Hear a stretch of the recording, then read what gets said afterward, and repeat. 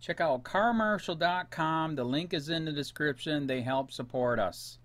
To purge the... We begin this half hour with a controversial meeting between President Trump and Philippine President Rodrigo Duterte.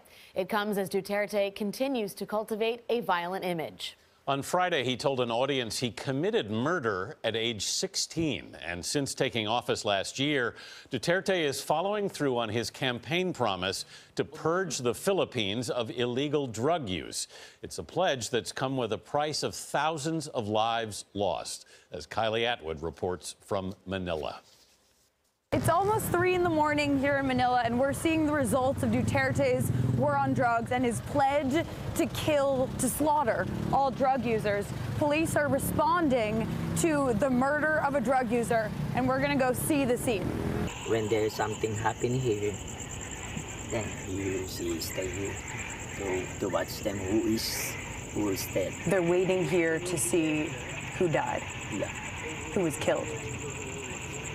We're told that there's one person who was killed and that he was killed by policemen. The man was an alleged drug user. They said they shot him in self-defense. It was one of 9 killings across Manila that night, a new reality here since Duterte's election. I'd be happy to slaughter him. A president vowing to rid the country of 3 million drug addicts by any means necessary. This is what makes the Philippines drug war different. Former police officers say when Duterte was mayor of Davao City, he paid death squads to kill both drug dealers and users. Several local residents introduce us to a hitman. He says this cash for murder practice continues. Kasi dati, patago-tago lang yung nag-uumpisa pa lang ako na pagpatay. Pero ngayon, mas malakas na yung loob ko na may backup kang pulis, tapos utos pa na sa taas, kaya hindi ka na matatakot na pumatay. We didn't know it, but he came to the interview with a gun in his satchel. What's in your bag? That is gun. It's engraved, the enforcer. For every murder with that gun, he says the police pay him and his partner $400. So it's the government paying you? Yes, ma'am. From Duterte? This is from the president. The Philippines recently experienced the bloodiest period in its war on drugs. 58 dead in just 3 days this summer. But crime was down in Duterte's first year by 9%. There are less crime happening in the Philippines. There's a better crime environment. And this is a result, this is a consequence of the focused campaign against illegal drugs. Leonardo Carlos is the spokesperson for the Philippine National Police.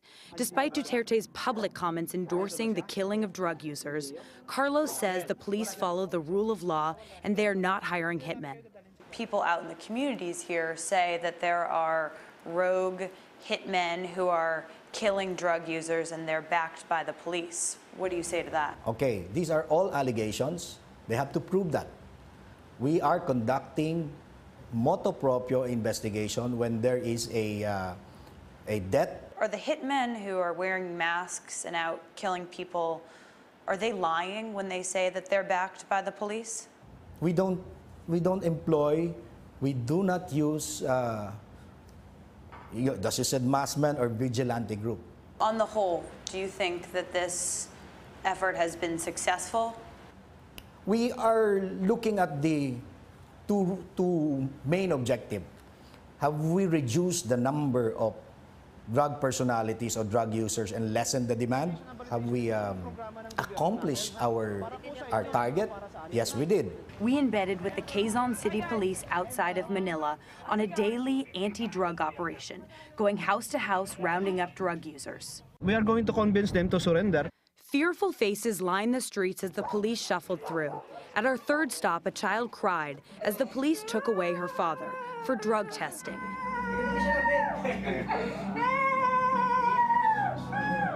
This is how far Duterte's drug war reaches. The man had not been caught with drugs. He was on a list of suspected users created by local community leaders. Minutes later, the police announced their round was done. It appeared to us the operation was cut short because they didn't want us to see much more of the turmoil that follows their raids. You said we were going to go to 20 houses. We only went to 4. Ma'am, we did not cut the road. We are going. So we have so many houses. We need to finish the houses on his list. Because we passed the we passed by the house. I didn't see you go into any other houses except 3. No, ma'am. Because I don't want you to cut this short because we're with you. And it seems that that's what you're doing. We did not cut the house. Did you see we have so many houses? It's already... You told me 20 houses. We went to 3 or 4. No. We didn't go to the whole list, his whole list. You see? When does this end? We want to end it by having no demand and no supply in the country. If that's reached, that's 100%. For CBS This Morning Saturday, Kylie Atwood, Manila, Philippines.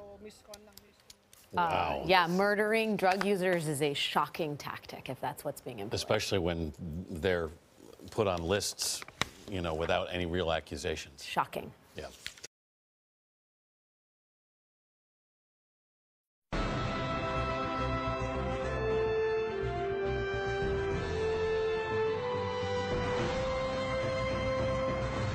Does the government work for us or do we work for the government? Tonight, what if the Constitution no longer applied? What if the whole purpose of the Constitution was to limit the government?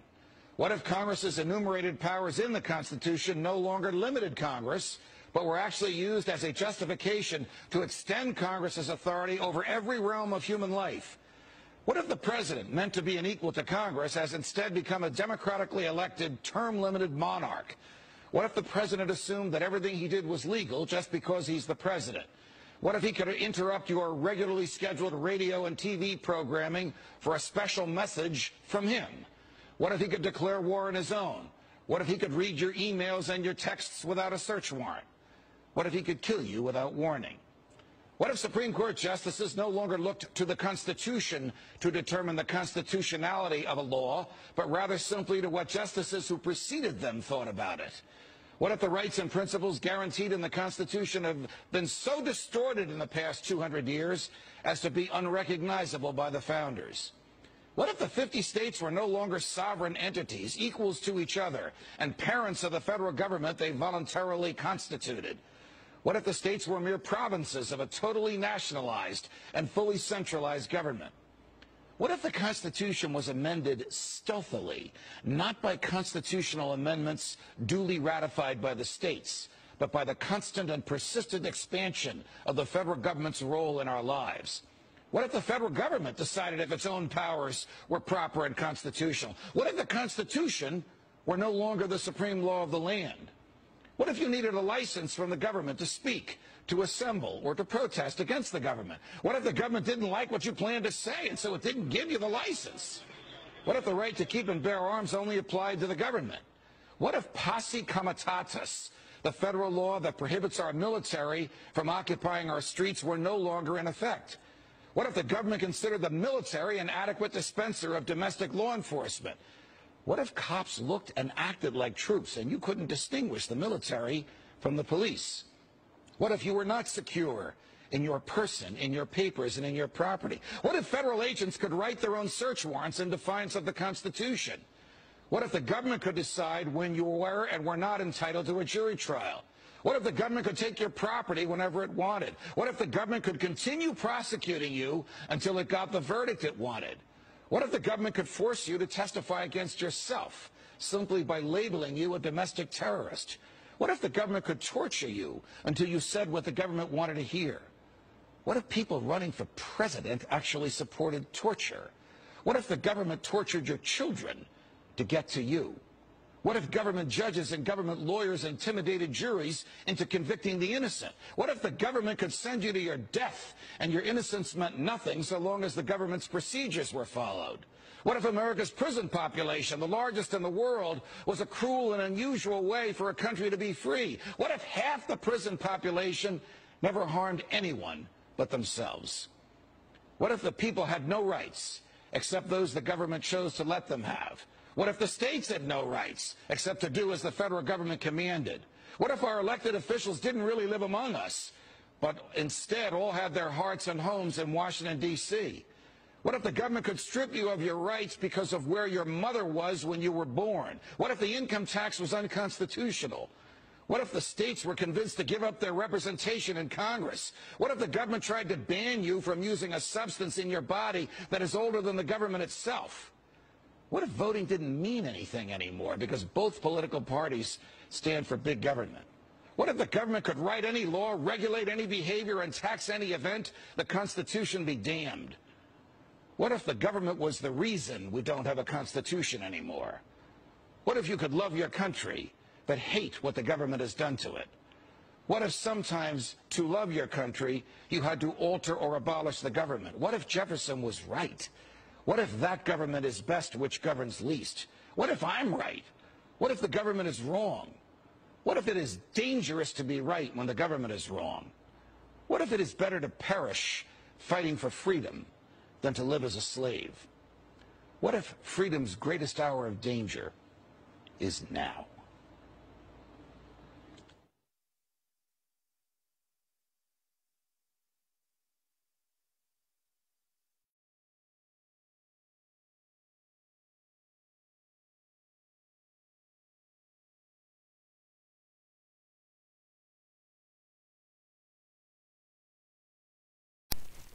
Hey Charlotte County, this is Charlotte County COPWATCH, and I found that I had to make a change this ending on my videos, letting you know about the channel and fair use laws, you know, how we can report on other people's reporting and how it's good, how it's bad, etc. But you guys can look it up yourself. It is legal. It's in there.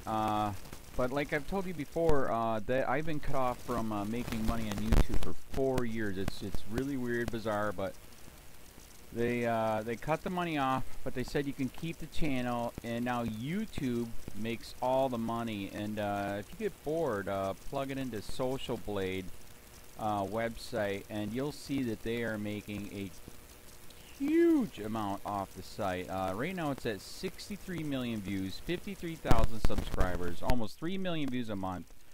You know, trying to wake people up, and I make nothing. In fact, I got a customer that's ex-congressman. He said if I could ever find a lawyer, sue YouTube on it. But because this is nuts. 4 hours a day, and to save America. You know, but at the same time, it's worth it. Look at what our founding fathers did. They died for this country. So, but getting back to the money part, this is why I'm redoing the video. Is my dream of everyone giving $1, and it's going to be $53,000 a year, or if they did Patreon, which you know, can be monthly.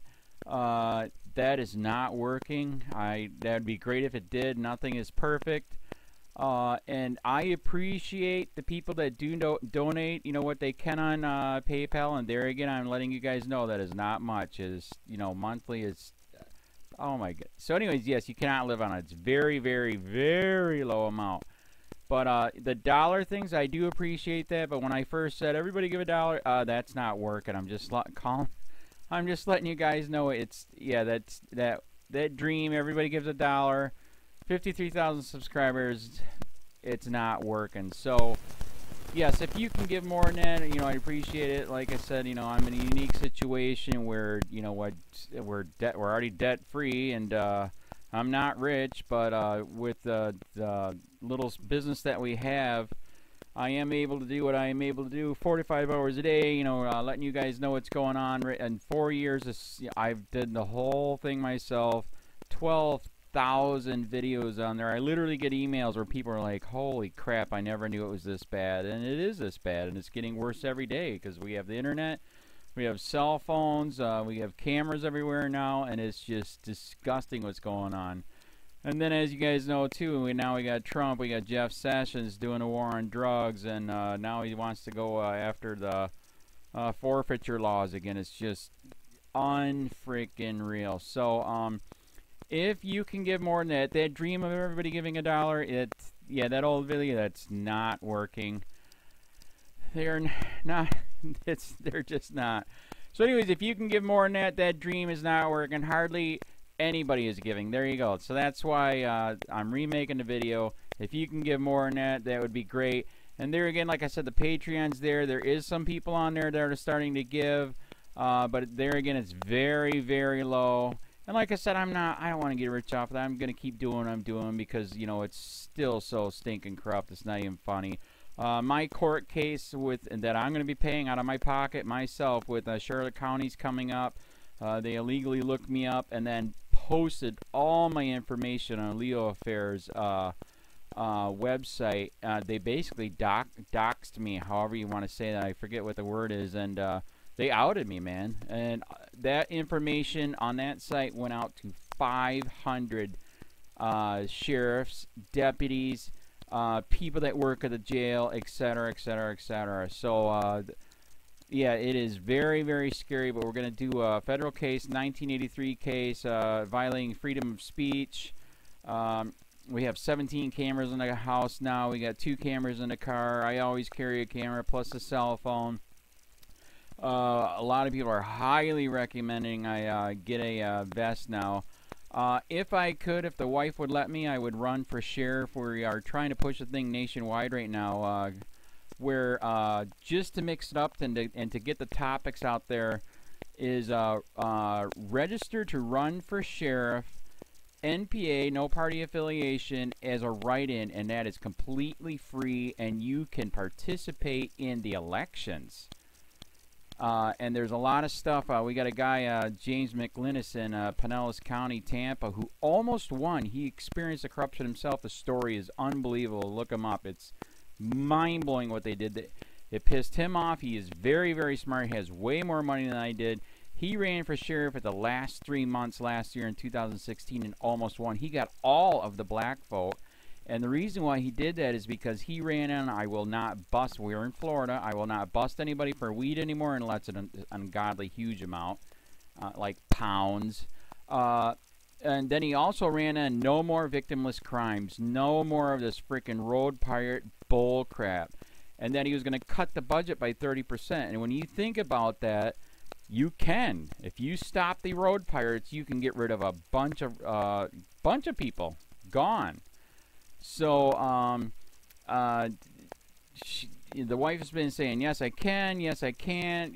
So I don't know. We're trying to find somebody that can do it because I am busy doing this anyways. But, so I'm making a video, like I said, that $1 a month from everybody, you know, for 53,000 subscribers, that is not working. I'm just letting you guys know. Absolutely give way more than $1 a month. If you can, I appreciate anything. By the way, remember too, when you give that, PayPal takes like freaking 15 to 20%, so it's even worse than that. But, and there again, like I'm letting you guys know, it's way, what I get is very, very low. Appreciate it, but it is very, very low. Can't live on it. I'm just, you know, I'm working, and that's what I'm working on. And that court case is going to cost a buttload of money. That's federal court. Just the filing fees and the depositions that we're going to be doing with this corrupt cop. So there's another reason to give. We are going to be doing a deposition with this very corrupt. He was in a drug squad. He is a bad guy. He's on steroids. We heard steroids are rampant here. That's why their attitude is so bad. And we are going to get him on video, and it will be on YouTube. So that case alone is $5,000 just to bring it to court, and that's my money out of my pocket. So there's another reason to give, and give way more than $1 if you can. So keep that in mind. This is the new video, and I see, God, I talk a lot. It's already 7 minutes, but had to make it just to let you know that $1 a month from everybody is not working. They're not doing it. So if you can give more than that, please. So thanks. Keep it up. Share, like, subscribe, tell your friends, send me your videos on corruption, and I'll post it.